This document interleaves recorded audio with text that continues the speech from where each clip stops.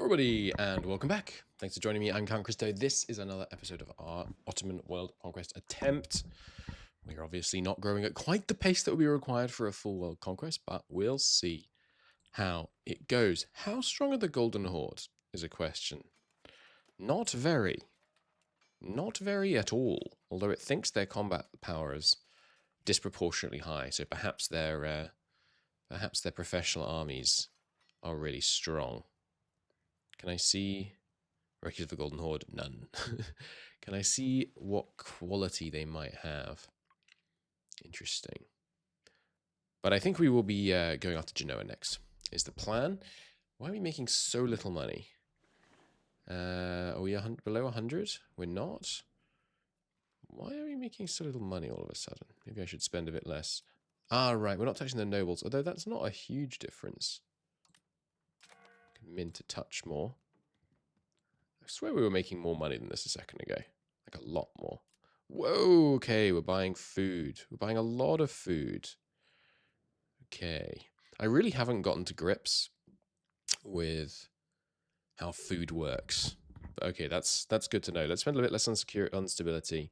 Let's see what we can do to build some more food RGOs. But it's down by 10, so is it impactful? I don't know.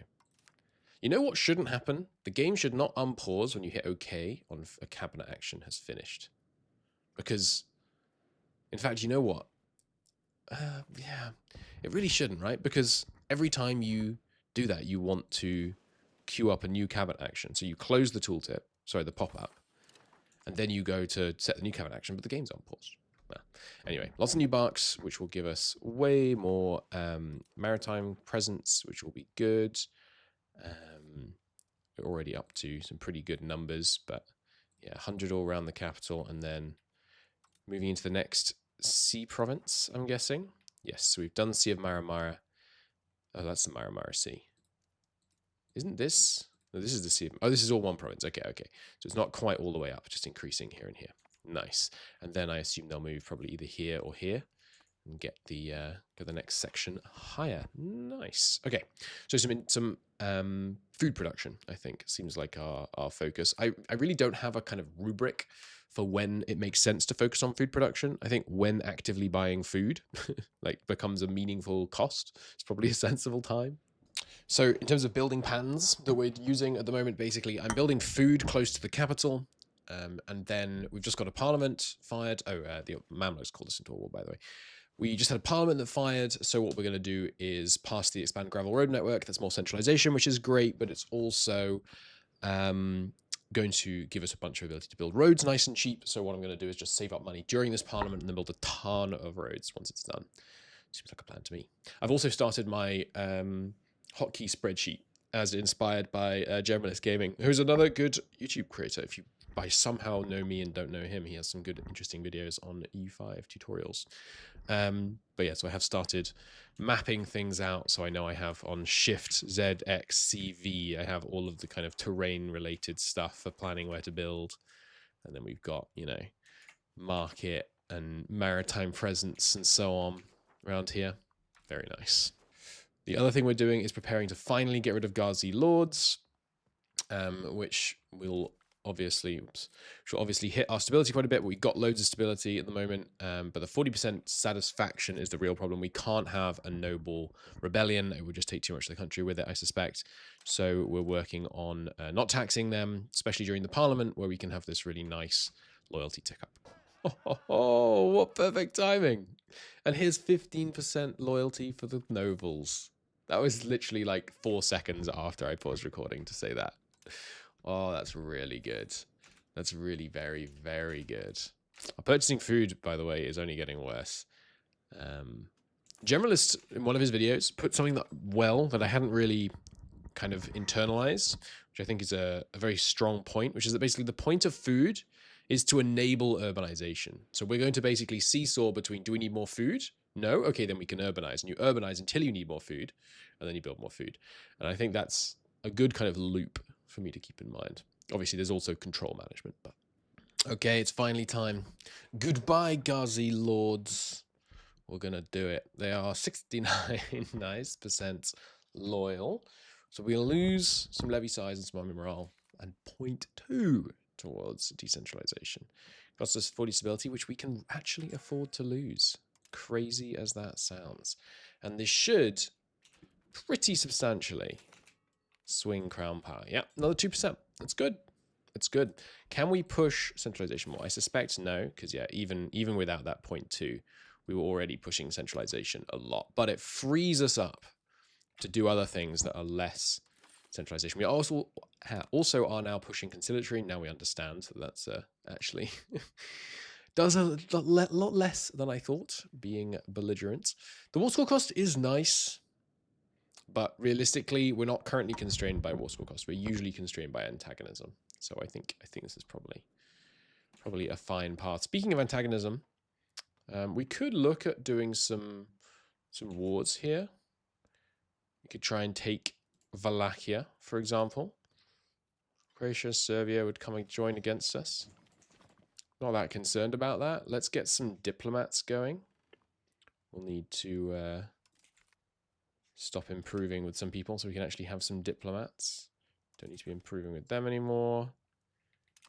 Probably should keep improving with Epirus a bit more. So we will, I guess, have to spend a touch on diplomacy to get that going. Another big milestone, counting houses unlocked. I am going to take a snapshot of our crown power before and after on that, because I'm curious to see what it should increase is this value here. This population value. Because it's odd, you can see a lot of the calculations of this for people that aren't you. So here we can see it's modified by this value, right? It's a bit odd, but population of 893 with a state political power of 25. It's multiplied up by all these values, but you can't see the same thing for local crown power, even though crown power is also derived in a similar way. But yeah, I'm surprised the nobles have so much of the power in the capital, honestly. But yeah, we still do have. We've got rid of Ghazi Lords, which is good, but we've got a lot more things that we're going to want to yoink off them. Probably, maybe all of them. We'll see. I definitely want to get rid of this. That's terrible. The discipline, but it's 100. 100 power. Efficiency of cabinet is very nice. Have we got anything else that we might want to grant them? Not soon, but yeah, right. The army levy size and levy combat effectiveness. This is really good, but we're only going to give it to them if we've managed to get rid of basically all their other privileges. That could be quite strong though. And then yeah, maybe monetary fiefs for the centralization if we find that we need that. But I think we might be able to get to 100 centralization just on the back of parliaments and stuff before that becomes an issue. We have a lot of stability right now, so I think I'm going to do this. I'm going to become Shafi.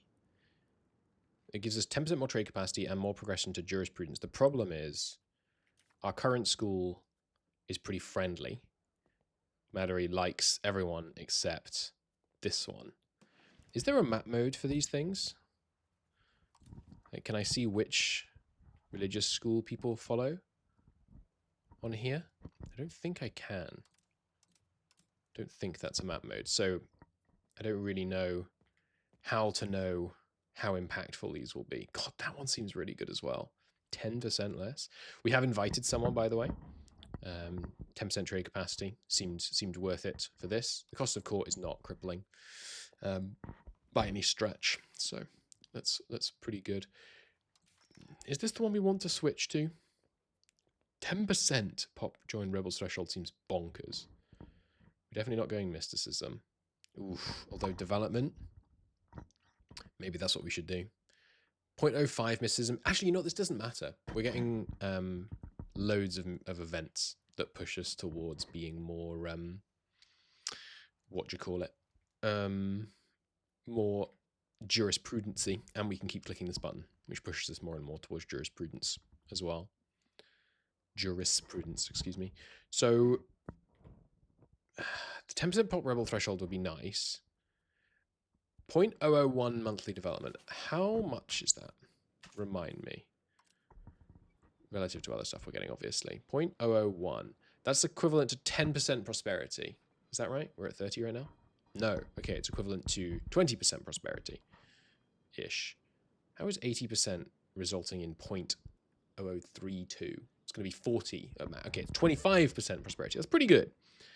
It's as good as this urban development grants thing. Oh, our ruler's an architectural visionary. I didn't notice. Leisure efficiency hurts, but the monthly development's pretty nice. Yeah, pushing development seems like a kind of fun thing to do. So maybe that's the school I should be going for. What is this? Malaki. Other options. Tolerance of True Faith. The True Faith don't rebel. This is what I'll say about the followers of the one true faith. Insert whatever you think that is when interpreting my words. Match for clergy. You can get 100% on clergy anyway. So the question is, do I want to have 10% trade capacity? I have so much money. It's just so much money. You know what? Yeah. Yeah, let's go for this. We get the 10% trade capacity and more towards jurisprudence.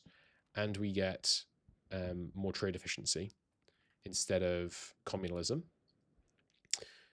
Cost us 50 stability, which is a lot, but we're getting loads of events that give us stability. And we don't need stability to spend on estates right now, because the estates are the relevant estate. The nobles are not loyal enough. But yeah, that will increase our income by quite a bit. Jihads are interesting, by the way. So it lets you just declare war. And I don't know how it picks who's a valid target. And I don't know how, if at all, it calls in other people. Some of the flavor text seems to imply it does, but I haven't seen it do so. But we'll try that out. Oh, that got rid of the religious figure we just invited. Okay, that's annoying. I don't think I want to invite either of these. Oh, max literacy. You have to be mystical to invite him, though. Okay, well, we'll keep an eye out for other interesting ones we might want to invite. Are we now getting disloyalty from you because you're a different religious school? No, because you're Orthodox, of course.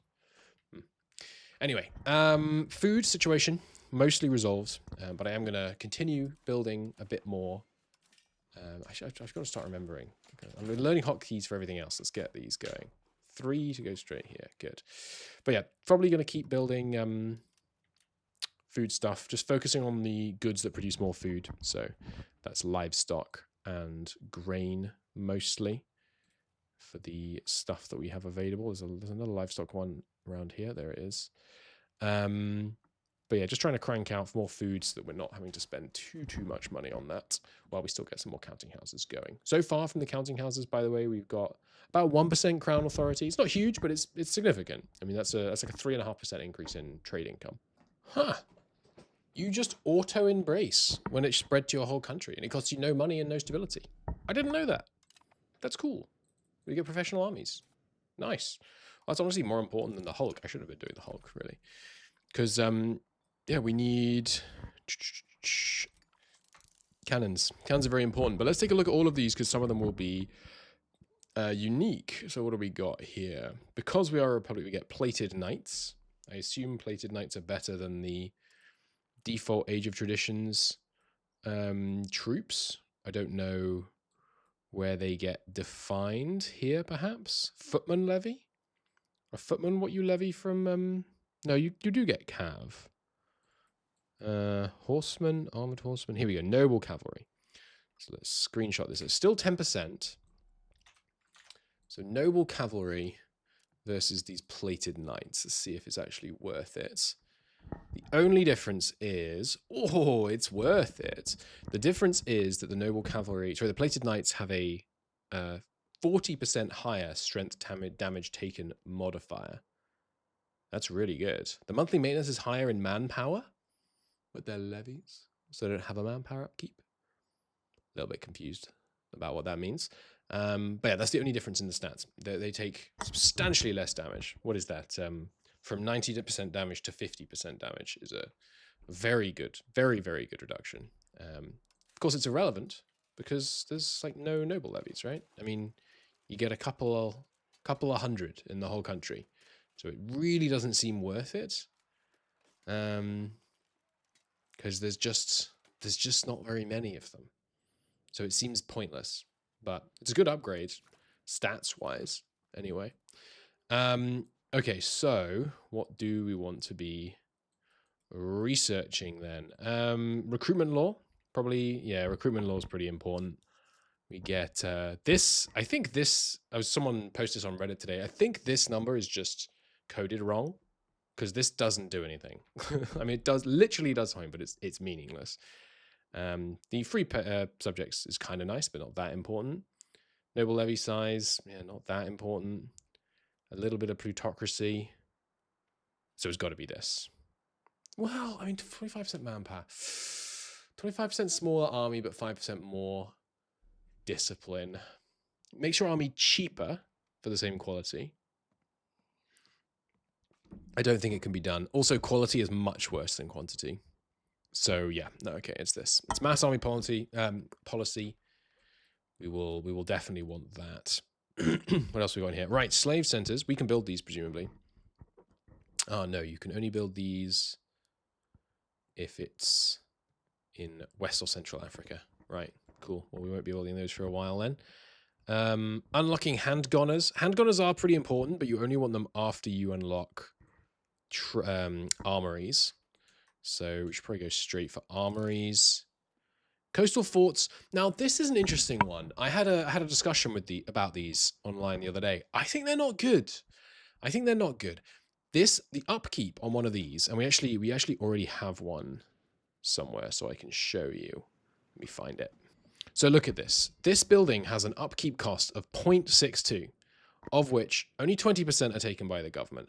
Maybe it is worth it right now. Let me get the ye old calculator up. 0.62 times 0.2, that's 0.12 ducats a month, right? To maintain 0.15 naval presence. None of this matters, because if you've lost the battle at sea, your life is horrible in pain. It will matter in some cases. For us, totally doesn't matter. 0.12 for 0.15. Here, this ship gives 0.14, so very slightly less. Now, what is the maintenance on one bark? 0.26. Okay, you know what? That's twice as much. That is twice as much. Okay, never mind. I think they are worth it. Cool. Okay, I'm going to go and apologize to someone on Reddit because I was wrong. But yeah, those are worth it. Okay, good to know. Good to know. We will definitely want to invent them. There's also janissaries. I assume this lets us get more manpower. Holy hell, we can put them in towns. This is going to be great. 25% manpower. Oh, it requires slaves. Interesting. And then unlocks Janissary Guards, another infantry. Is this infantry type any good versus handgunners? Let me just screenshot it. Run the comparison. It's slightly faster. Takes 10% less damage. Yeah, it's well worth it. Also, Janissaries don't require firearm upkeep. That's interesting. Huh. Very interesting. Yeah, so it takes 10% less strength damage to get the Janissaries. So yes, we will then rush down, get Janissaries going. We won't need crossbowmen, right? Because they're just worse. Yeah, I don't know what the point of crossbowmen is. The initiative, right? But initiative doesn't matter, as far as I can tell so far. And then recruitment law, we decided we did want this, right? But it's not as urgent.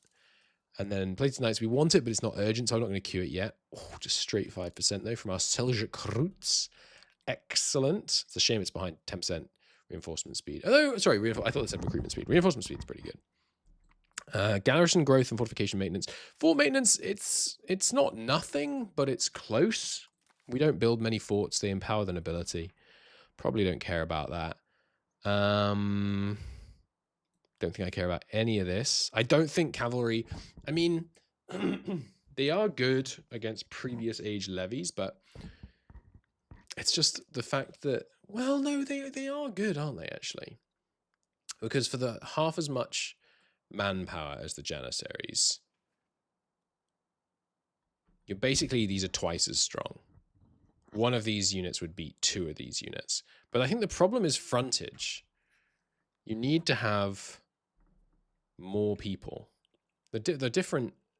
the flanking ability is kind of good. I don't think I'm going to spend 3 techs just to get to them, though, to be honest. I think we'll be fine with Janissaries. And then, yeah, we are actually going to invent the coastal fort, much to my surprise. Cool. So I'm going to go apologize to somebody, and then I'll be back. It just occurred to me.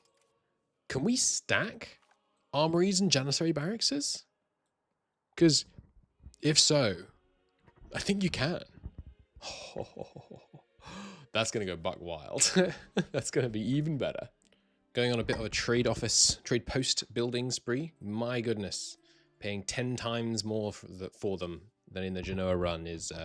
it's quite the experience, that's for sure. But we're going to be able to get basically all along this coast loads of extra trade capacity, which would be very nice. And the buying food situation is broadly resolved.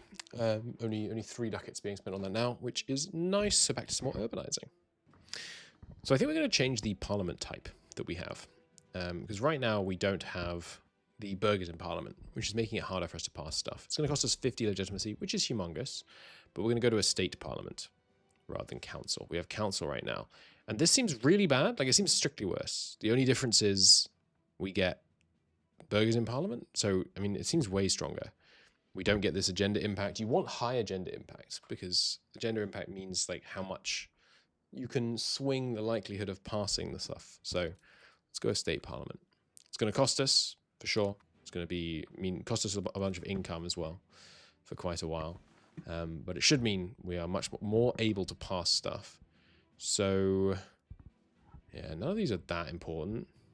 But anyway, now we'll be able to more able to that. Oh yeah, and we're fighting the coalition. I'm thinking about some subjugations. I'm really hopeful. Oh yeah, and I pushed our values loads towards conciliatory, and then I was like, you know what? 10 war score is a lot. So we're going to go back towards belligerent now, which is rather silly of me to have gone one way and then back the other, but oh well. But yes, I'm thinking about potentially vassalizing. Yeah, so we can't, yeah, if we had 10% war score cost, then we could potentially have taken all of Wallachia, but as it is, we'll do something else. Can we vassalize Serbia in this war? No. So yeah, we'll take some land off both and then vassalize them in the next war probably. So I think we're going to get rid of the royal harem because well, if I get rid of royal harem, will it get rid of this? Because we need this. Let me save and check. Because if it doesn't, we would really like to switch from royal harem to balanced court, because 10% legislative efficiency is really good. This is also nice, but I don't think we can take the decentralization. So let's try implementing the balanced court and see if that gets rid of our... Has it vanished? I think it might have vanished. Yeah, okay, you can't have powerful harem if you don't have harem, which makes all kinds of sense. But I was allowing myself to hope. Okay, never mind. We'll just go back to the save. And the push back towards belligerent has actually done exactly what it's supposed to. We can now take Wallachia. Plus, enslaving a bunch of them probably helped too. And there we go. Boom, we vassalized Wallachia. Pretty nice. Pretty nice. And we took a big chunk out of Serbia, of course, as well. Boom. Now, that's a certain amount of antagonism, but not much. Not that much, to be honest. That completes... No, not quite. We have Albania. I was going to say that completes the conquest of the Northern Balkans, but yeah, there's the Sicilian and Neapolitan lot still need booting out. And, of course, Serbia's not quite finished yet, but we are really getting there. So we'll give this land to our subject, of course. There we go. Good stuff. Last one. Boom. The 3 subjects of the Balkans. We will improve with them soon. Let's get those levies stood down. Okay. Good stuff. Economy, not looking too hot right now. It's costing us, of course, a great deal to drag our legitimacy back up after reforming our parliament, but still worth having. Nice. So Egypt keeps calling us into wars, and we've got enough favors now to improve cultural opinion. Don't worry about it, Egypt. I'm totally just improving cultural opinion so that we have better relations. There's nothing to do with the fact that it will in the future make your land easier to manage. We've also been doing a diplomatic mission with our Sunni brothers across the ocean, so we can get a bunch of trade posts up in the Maghreb. Should be nice. Looking at next conquest options, by the way. So, the Golden Horde, one potential target. They are relatively strong. Not crazy strong, but relatively strong. But it'd be quite easy for us to administrate some of their land, at least. Secondarily, obviously... well, not secondarily, in fact, primarily, we are looking right here. This war here seems very doable. I'm hopeful that I can persuade the Egyptians to come join me in it. But I don't really see how I could. What reasons for war might I be able to get them to gain? Target opinion. I don't think I'm going to be able to damage their opinion of Sicily. Any which way, really. Ooh. But I'm wrong. If we declare on Salona, they don't like them. And hence, we would be able to call them in if we promise them land. I don't know what just happened to them there, but that seems really promising. Okay. Why did they vanish when we click the button? That's weird. But yeah, so we're gonna do that. Cool. So we need a CB. But I can't get a CB on you, right? Because you can't spy on people. You have to spy on their... yeah, you have to spy on Sicily. Damn. Okay, so I don't think I will be able to get Egypt into this war. So we may have to win this alone. Which I think we can do as long as we can win it at sea, basically. So a period of continuing to build up our navy, perhaps. Oh, great timing. Okay, so this gives us 10% satisfaction for the nobles. And now they lose another privilege. But which privilege? Land rights, efficiency in cabinet. Would rather didn't lose that. I think it's got to be primacy of the nobility. It does cost us discipline, but it means we can start going towards quality. Or should it be 11? No, there's only 20% power. No. Okay, it should definitely be this. So 5% happiness and 100% estate power. And we're not using mercs, so it's pretty much irrelevant. Bang. Down to 35 is obviously not great by any stretch, but we will now tax them up a bit until we next have enough legitimacy. Although we kind of already have enough legitimacy, but yeah, I'll tax them up until they get to 50, and then we'll stop taxing them again. Meanwhile, time for another shipbuilding facilities. A bunch of diplomats would be useful, I think. Stability's back up. Estate loyalty back up, both by not taxing and then getting lucky on an event. Time to get rid of another privilege. And yeah, the burghers are suddenly the problem. We should probably start revoking privileges from the burghers. In fact, yeah, we should definitely start doing that. But first I'm going to get rid of one from this lot. I think we have to focus on what gives the biggest, which is this. I love the discipline. I don't love the quality. But we can't give... I mean, primacy, it's in the name, right? This is too much. Now, the fact that the burghers are already more powerful, 222 base... Yeah, the base burgher power is already higher. And the tax income versus... Trade income versus tax base is something that is never going to go away. So after we revoke this one... And they get very unhappy, but we're in a parliament for another 150 days, so their loyalty will come back a bit. We should also strip one from the burghers. Something that's... Yeah, what gives them the most power? Formal guilds, probably not going to get rid of that. Control over coinage is not that good. Sorry, that's monetary policy. Formal guilds. Yeah, so I think we actually get rid of this. We want... I think we want aristocracy in these values. The trade efficiency is nice. Expected cost of court is nice. But I hear that the possible nobles are more important than the possible burghers. And burgher power is now... I didn't expect this to happen this quickly, which is why we're so focused on the nobles. It seems like burgher power is now a bigger problem. And discipline is a very nice modifier. I assume discipline works like more or less the same way, by the way. Yeah. Both damage done and damage taken. So I think we do want to try and push aristocracy. Because we don't want strong burghers. And we would like more nobles, basically. This is one of the only ones where I think there's an argument for staying in the middle, by the way. Just to maximize crown power. But, yeah. Okay, so from the burghers, we remove their control over coinage, I think. Is the biggest. Is that what we established as the biggest one? Ah, no, I kind of like that one. Yeah. Let's get rid of formal guilds first. 40% estate satisfaction is tankable on them. pretty easily because they're very, very loyal. They've got lots of privileges. But yeah, we need to strip more of those away. I probably overdid it on giving burgher privileges. It's empowered them a bit more than I really intended to. I really thought it would take a lot longer, but I guess the speed at which we've been urbanizing and the rate at which we've been increasing our trade income is having a pretty big impact. We're saving up our money, by the way, because we're about to invent janissary barracks, of which I mean to build a lot. We're getting a professional army, and we're getting it early. War with Sicily is pending, by the way. It's going to be, yeah, it'll be touch and go. We should probably actually beef up our navy a bit more ahead of that war. Let's spend some of that. I'm very bad at saving money. Let's spend some of that, those quote-unquote savings, on a few more ships. Cool.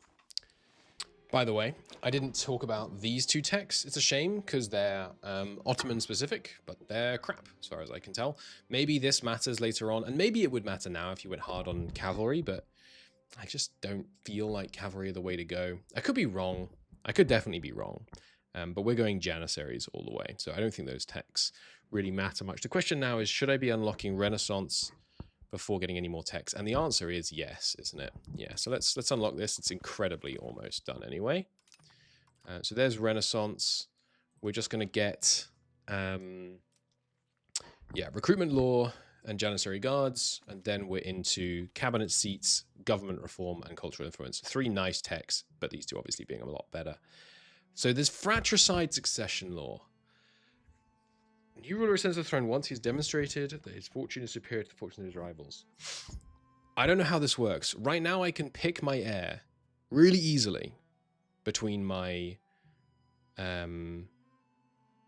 Oh, this allows nobility and the crown?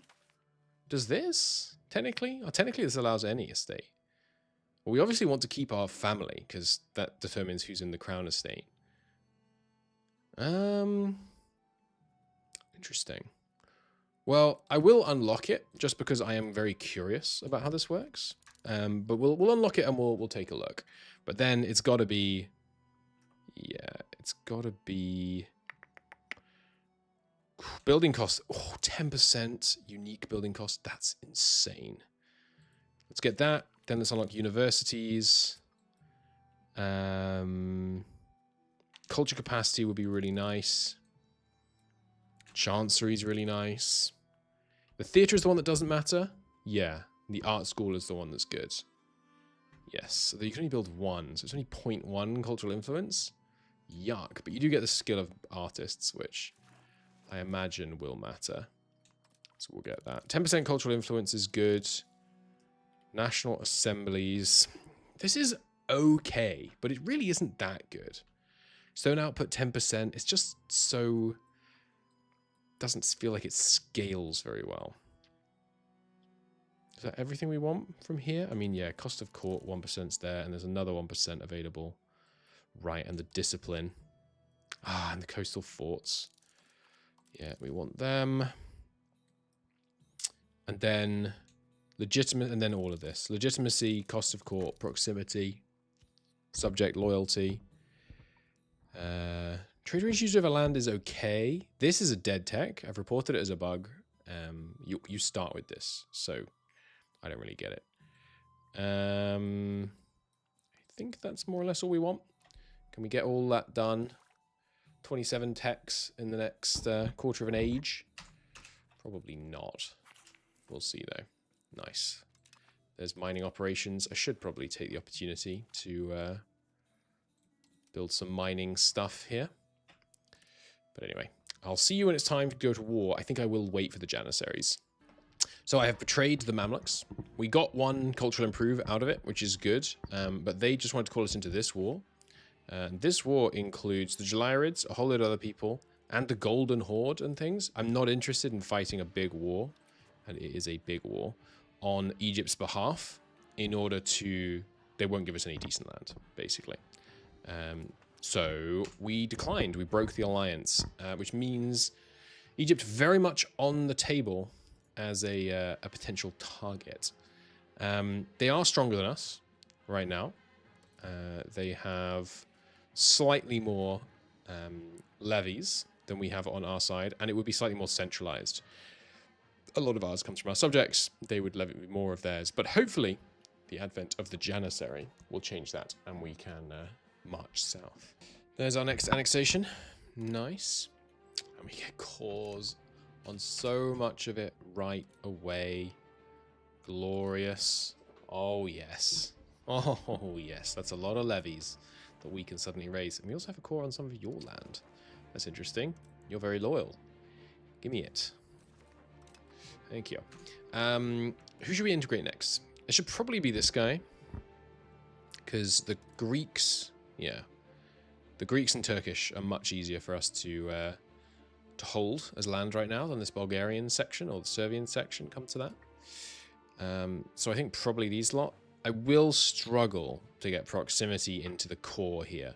But we can build ports down the south, build roads in. Basically everything but this bit. We should be able to get some too. So I think they're who we will work on. And we'll just need a diplomat to get that going. Good stuff. Building lots of armories and Janissary barracks, by the way. I should check what is actually more efficient. Which should I build first? This costs 60 for 10 monthly manpower. And the Janissary one costs 240. Yes, we should build armories first. Fine, fine, fine. And we will obviously try and prioritize building in places that don't already have one, because the ones places that do already have one are taking time for the soldiers to promote.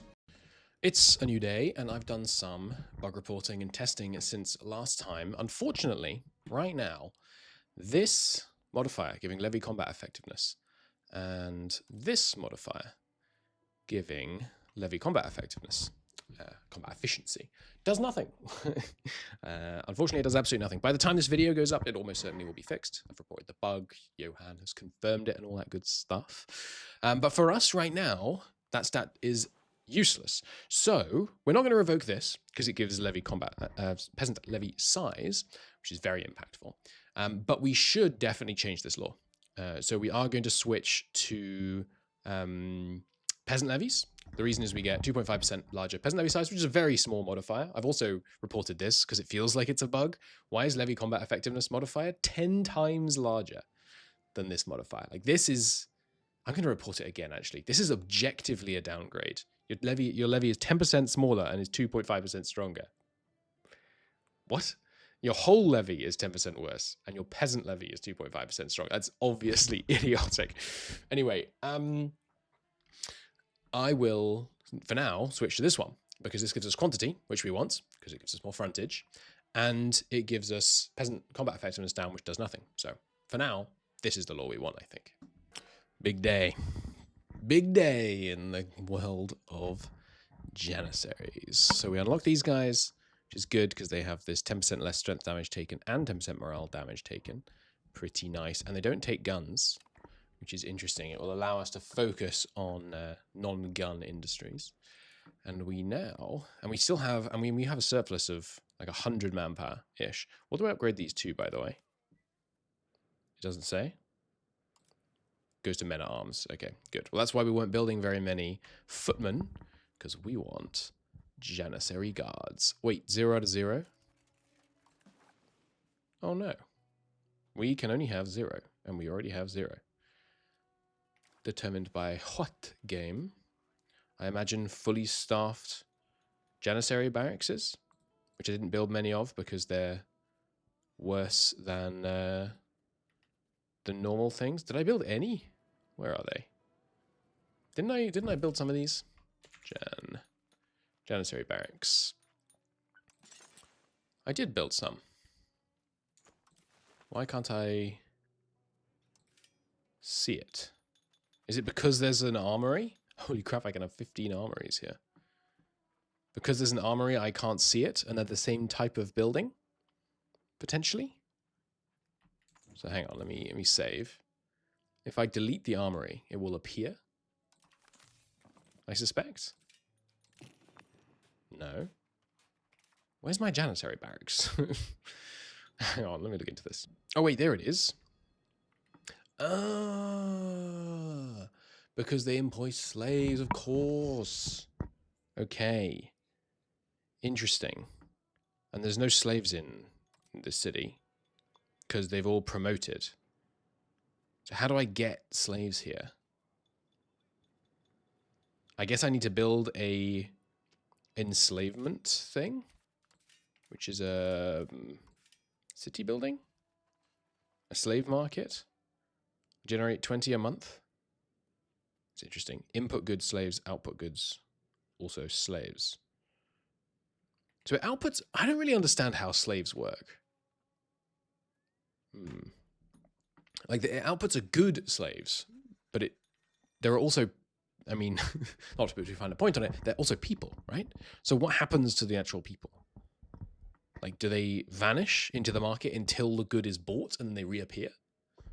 I don't know. Okay, so I understand now at least why this is not working. Is there a demographics map mode? There must be, right? There's majority social class. Where are the slaves, I guess is my question. Okay, so we have a bunch of slaves all over the place that have been from our sieges and things. Interesting. So I guess we need to build janissary barracks in the locations that have slaves so that they can actually employ up. Cool. Okay, we got 4 capacity now. How many janissary barracks do we have that are fully staffed? Should I not be able to sort by ones that actually exist? Right, yeah, here we go. We have 1, 2, 3, 4 fully staffed ones, and we have a capacity of 4. Okay, that solves that mystery. So we will train at some janissaries, but we're also going to want a bunch of men-at-arms, as it turns out, because 1 janissary barracks supports 1 of these, but creates 25 manpower per month. And to support 1 of these, we only need 4. Realistically, you want a little bit extra. Maybe you want double the monthly maintenance to make sure that you can actually reinforce when they die in combat. So realistically, each janissary barracks can maintain 1 janissary guards and 1 or 2 men-at-arms. So we're going to build a bunch of both, I think. And we need to get going on this war because our CB runs out in 3 years. So we've got to get on it. Interesting. 1/5 of the spoils, according to the Holy Quran, 1/5 of the spoils of war belong to Allah, the Prophet, travelers, and those in need. Okay, so do we say, hey, screw you, Ulema, and they're going to get, sorry, not Ulema, nobles, and they're going to get real mad. And we get the Pennic policy, which gives 50% slave output. We also get 10 centralization, which is very valuable. But it denies us a little free subjects, who cares? A little aristocracy, that's kind of nice. We do want the naval, remember, the aristocracy, remember. But none of these. And then these are all local, right? No, sorry, elite training. No. This loses us 20% manpower and quantity. Well, I think we definitely do this. And then in the future, potentially we switch because we want the centralization. But 50% slave output, I mean, yeah, I need to understand better how this works because being able to make slaves just to kind of move people around seems valuable. But yeah, so for now we will do this, which does really annoy the nobles, which is a problem. I wonder if I hadn't unpaused, I would have been able to click on that and change it.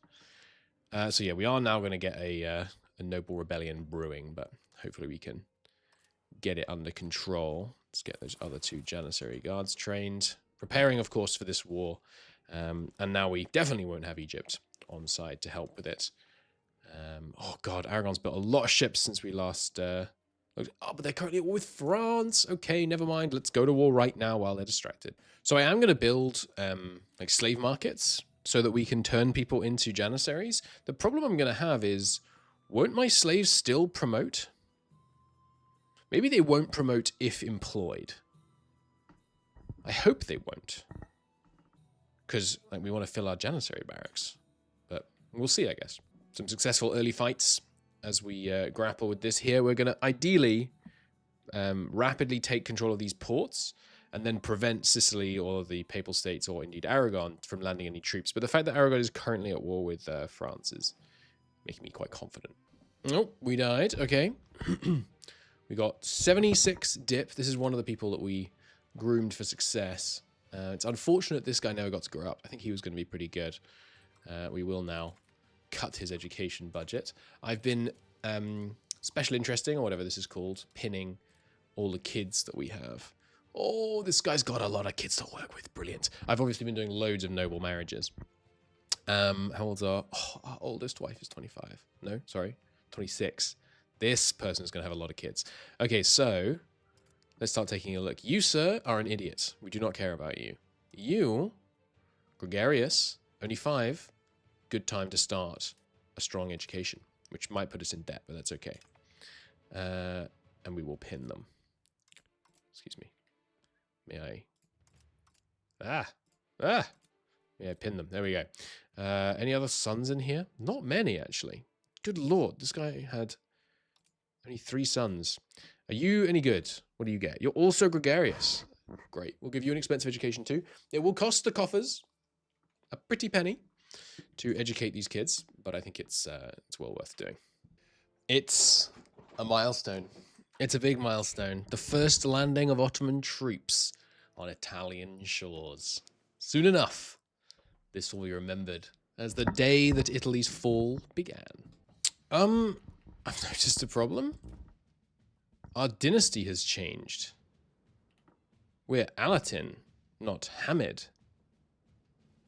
Meaning our crown estate has changed. Meaning all of our cabinet are no longer members of our crown estate. And the literal hours of intentionally marrying all the members of our crown estate off has entirely backfired, and we now have almost no one in the crown estate. It's literally just us and our kids. Is that just bugged? Like, our father was the Sultan. Why am I not in my father's family? What the hell happened there?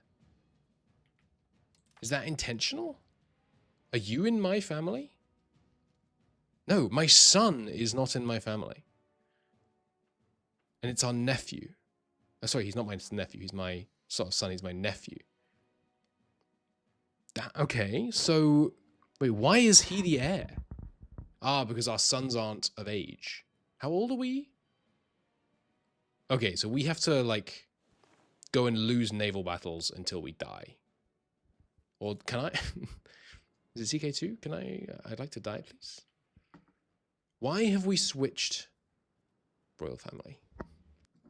Okay, I've looked into it some more. I think it's just a bug. Like, why is this a new dynasty? Dynasty founder, this random guy, who we're not even related to. You what, mate? What are you talking about? This guy had no kids. He's the founder of this dynasty. Okay, so I think we just use the console to die and become our nephew, which puts us back in the right dynasty. How the hell did that happen? Anyway, I'm gonna go report the bug. It should be easy to fix via death. Okay, that worked. He died. And as consolation prize, I didn't even notice this. In consolation prize, we have amazing stats, which is pretty funny. Hang on. Your father is... Are we in the right dynasty now? For God's sake, are we in the... This is the right one, right? Mentees? No? This is the wrong dynasty. Again. Why is the dynasty passing via your mother? Oh, this game. Okay, I'm gonna stop recording and just carry on when I do this. Why is this game CK3 or CK2, but without the mechanics that make it meaningfully interesting? Just random stuff like this happens. Are the people in my cabinet in the Crown Estate again? They're not. What the hell is going on? Okay, at some length, I have just edited our dynasty such that we are the correct dynasty again. Now let's see, if I let a month tick by, is it gonna break? Could all just crash. Oh yeah, we got a bunch of armories via the thing, so that's good. Is it just gonna break? No, it appears to have worked. We are of the correct dynasty. Countries ruled by this dynasty has not updated, though maybe this only ever shows ones that aren't you. I don't know. And this has worked, so the members of our cabinet... Oh, what? It hasn't worked. It worked a second ago. Oh, I'm just going to go play Seablock. For a bit. Oh. That's so annoying. Anyway. Or maybe it does work. We just needed to wait for the monthly tick. Okay. I think it's working now. This is part of why our income suddenly tanked, by the way, because we didn't have a cabinet stuffed full of family members to increase our crown power.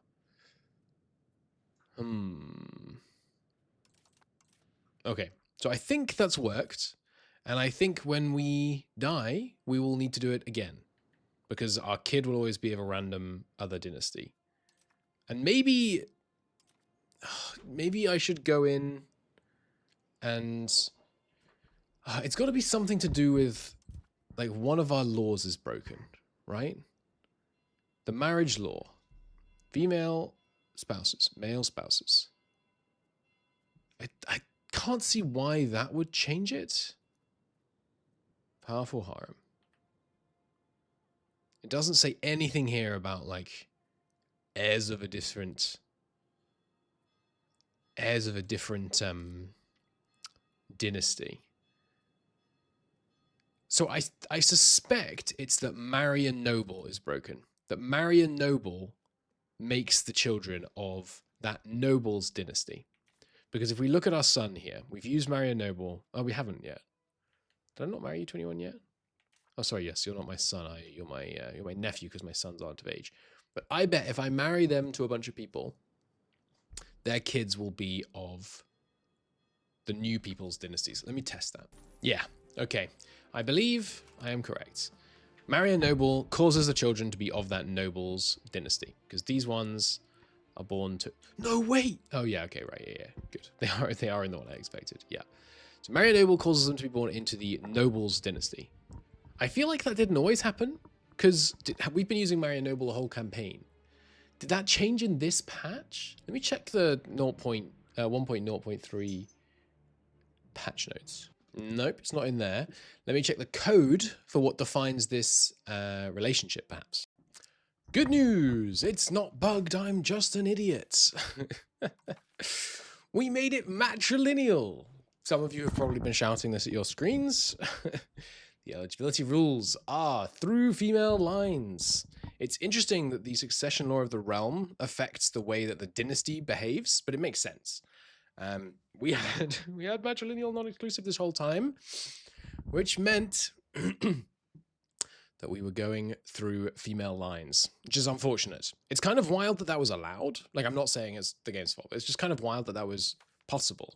Like, as a Muslim sultanate, we can just randomly do that. So we will instead want to switch. It's also interesting that there's no patrilineal non-exclusive. Like, why is there matrilineal non-exclusive but no patrilineal? Anyway, we might go fratricide. I would like to find out how this works, but for now, we will go favored son. By going favored son, we get to pick which of our kids, and if we don't pick, it's just the one that's oldest and has the best stats, but mostly has the best stats. Fine. So we'll go favored son succession. And to avoid this bricking the campaign, it's obviously saves going, but I'm going to go back in time 2 years to before my character died, so we can make sure that we go to a child of the correct dynasty. My punishment is I'm going to have to fight this whole war over again, which is annoying and won't take you any time, but will take me like an hour. Okay, there's two. We've got a new government reform. There's two here that I think are really good. One is plutocratic ethos. It does give us more plutocracy, which is not what we want, but it gives us parliament-based support, which is nice. Makes it easier to get stuff through parliament. And 10% legislative efficiency. I mean, that's huge, right? That's a lot less aggressive expansion. I feel like I've already convinced myself that that's what I should do. What have we got legislative efficiency-wise? Ledge efficiency right now, we're at -10. Oh, yeah, because our guy's architectural visionary. I mean, I feel like that's what it's got to be, right? It does push plutocracy, which I'm not thrilled about, but we can probably find some other ways to push aristocracy. The other option is, well, there's two other options, really. There's this one, which gives 0.1 towards capital economy, which is nice. Yeah, definitely useful. This is good. Loyalty of subjects is kind of nice, but traditional economy is rubbish. And then crown, a royal decree. Happiness decays faster down to the equilibrium. It doesn't matter. But plus 0.1 centralization is nice. that wouldn't actually let us centralize more right now, so it's not that important. And 10% crown power is good, but it's only 10%. I think we have to go plutocratic ethos. I think that's the way to do it. Yeah, we need to try and stack up legislative efficiency, basically, to let us grow as quickly as we can. We're invading Aragon, by the way. They were in this war the whole time, but we weren't previously actively invading them. Whereas now I am. I think I might try and piece them out, but yeah, I'd love to take these islands, basically, or just bits of these islands, but they're not about it. They're not about it right now. Where's their war enthusiasm? Why are they so keen? Because they feel strong. So maybe we peace out without taking stuff off them. But since we're already at war with them, it just seems expedient to take some land on Sardinia. Start getting our presence over here. But yeah, in terms of the war with Sicily, this is the peace deal that I'm looking at. And then in the second war, we finish them off. We could just take all the land down in Greece, and it'll be easier to administer, but setting up a vassal over here in Sicily, I think will be valuable. Giving it some nice cities will be quite strong, and the aggressive expansion is highly manageable. Sicily's obviously very upset about it. I think Naples is probably also going to be in the coalition, but beyond that, not a big deal. The question is, do I keep fighting Aragon here? I think I probably shouldn't. Well, you know what? They're going to get some ticking war score from... Like, length of war is going to tick in my favor. So how about I take my levies home, I go to peace... Sorry, I don't go to peace. I disband my levies, then I declare on Genoa, re-raise my levies, and use this as a landing ground to attack into Genoa. Janky, but maybe brilliant? I think that's what we're going to do. We did manage to get up some serious trade posts during our relatively brief alliance with the Mamluks, by the way. So we have 15 control here, 4 here. It's not nothing. It's not a lot, though. We're getting some down here. Boy, that seems really low. Huh. Maybe... I guess we don't have that much control here from trading posts, but I kind of thought it would be more than that. I'm probably not. I should stop building those. That's a lot of money that we spent to get not very much out of it. But anyway, continue to build up the army, of course. Getting the Janissary guards that we can. I do have some debt though, so I should probably get that paid off. Also, culture conversion going pretty well in our very core territory here, up to 95% Turkish in a lot of these places. Should probably stop culture converting here because some of these are approaching 100%. But yeah, and these slaves do not appear to be promoting out, which is good, but they're not employing. Maybe it's that you can't employ people in military buildings if they're not your culture, which is obviously very stupid for Janissaries. We don't appear to have any Janissaries that are actually working. Where are they actually functioning? Here. So why are you functioning? It's employing 2,000. But, like, can I tell anything about the culture of these? I don't think so. Peasants to promote. Are they really promoting to slaves? No, I think they're promoting from slaves. Why is that one employing and the others not? Not sure. Maybe it is that you can you build them in places that aren't your culture? Can I build one here? No. Oh, that's just because I can't afford it in that market. Okay, hang on, let me get a touch more money. And then let's try. Okay, yeah, I can build it in Bulgarian lands where we definitely don't accept them. So why are they not working here? Not enough slaves to fill all buildings. Current employment, 7,000. They're all just working in fish. They're being prioritized over peasants for working in fish. That's unfortunate. Why would you ever want slaves then? Because they just work the RGO. It's like, it's not like you're saving on the money of paying the peasants. There's no wages in this game. Interesting. Okay, but that makes sense. We just need to not have a slaves deficit when considering the RGO and the janissary barracks. That's frustrating. I bet the janissary barracks doesn't count as infrastructure either. Let's see. Not state buildings, sorry. Cards. Infrastructure. No, it doesn't. So even if we were on infrastructure, then most profitable, we still wouldn't be able to employ up the janissaries. Okay, well, we just need more slaves, basically, which is perfectly doable. Also, this is hugely profitable, so I'm not really that upset. We should keep building more silk. It's a big day. I took a moment to look around and see, where do I integrate next? Oh, it's funny, I can't see the integrate province button. Because we've integrated everything, or rather, it's in the process of integrating everything. Very nice. Very, very nice. And look at all those cores from our Greek acceptance. Phenomenal stuff. Now, what do? Why, we get rid of all the Greeks with a little bit of conversions, which is what we're going to be pivoting the cabinet to doing a lot of, I think. Trying to get a nice core of it done. Now, it is kind of a waste of cabinet action, because later we'll get convert area, which will let us convert it all much, much faster. But I think for now it's still worth doing. Getting our limit. Oh, we do actually have some room. Can we fit Bulgarian back in? Not yet, but pretty soon. In fact, we're going to have a Bulgarian revolution. I wonder if I can avoid that by tolerating them. Now, it hits us with this 3% penalty on efficiency of cabinet. The other two do not matter at all. But that's pretty good. That's pretty good. Okay, and when can we improve cultural opinion?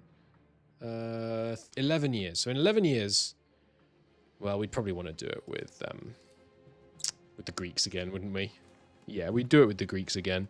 But it would be nice to do it with Bulgarian as well. But yeah, no, it should be Greeks, since we're actually accepting them. We're struggling in this war, by the way.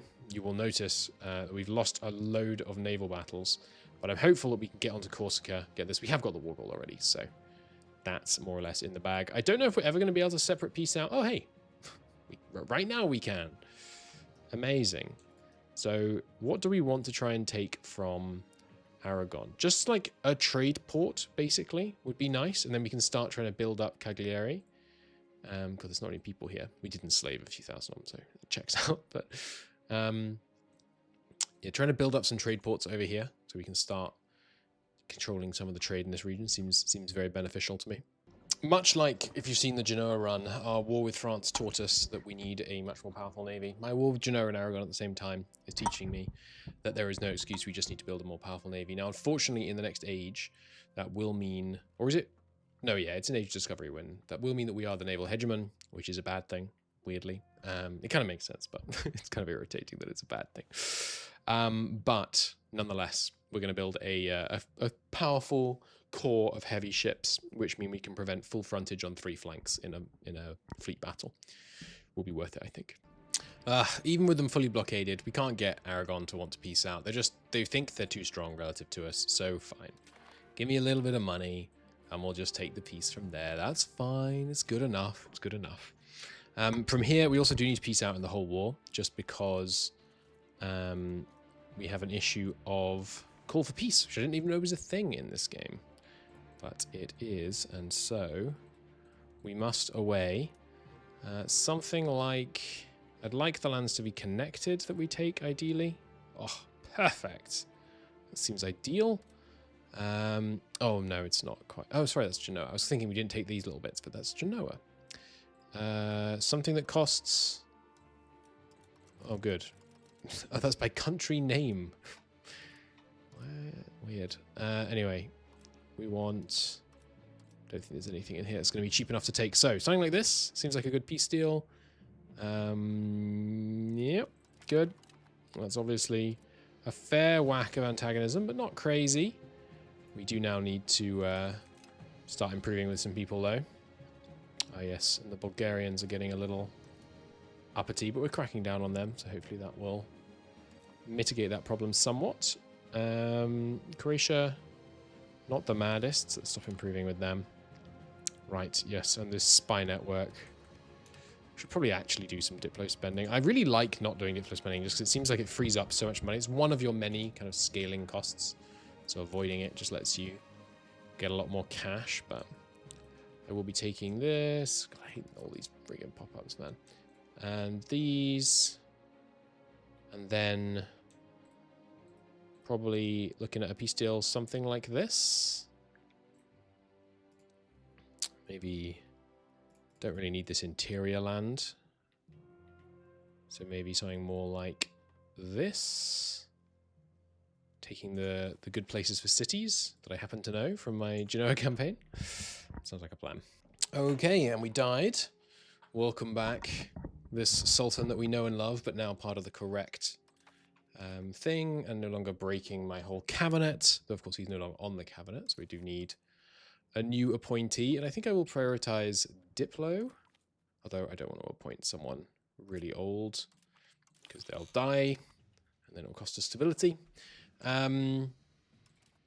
Right. So we are getting towards the end of this war with Genoa, yoinked off Sicily, but haven't been able to create the subject yet.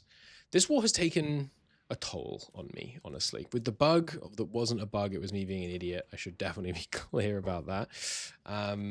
Followed by just this war has been... It's been a process. It's been a process. But we're getting there. We're getting there. And it's going to be back to growth and expansion and fun after this. All right, there we go. Peace. We got all the land over here. We get Corsica. We get one of the good ports in Sardinia. We get war reps. Dunzo. Antagonism-wise, no coalition. Just Serbia. Nice. When is our truce with Serbia, by the way? I bet it's already up, actually. That war went on for ages. Great. Okay, let's get Serbia and Trebizond sorted then. Give me that spy network. And then in just, let me check my notes. Just 6 years, it's back to war with Sicily. Exquisite. Back to some growth. Standing down the levies, making some money. And as we enter a new era of peace and prosperity in the Sultanate of the Ottoman, we are going to call it a part here, I think. Thank you so much for watching. In the next one, as I said, we are making way more money now because we're back up to 100 legitimacy after the horrendous 50 penalty that we had to get back after switching to Favoured Son Succession. Something I am noticing about Favoured Son Succession, by the way, it's called Favoured Son Succession, but we appear to be able to appoint all kinds of people who are not my son. So in the future, that may allow us to get some insanely cracked rulers, which would be nice. But yes, just going to focus on building up, working on our proximity, expanding our ports, and then focusing again just on industrializing this central core around the Bosphorus and the Sea of Mara. Should be very profitable. Also rebuilding the navy, getting our naval presence back up. Should be good stuff.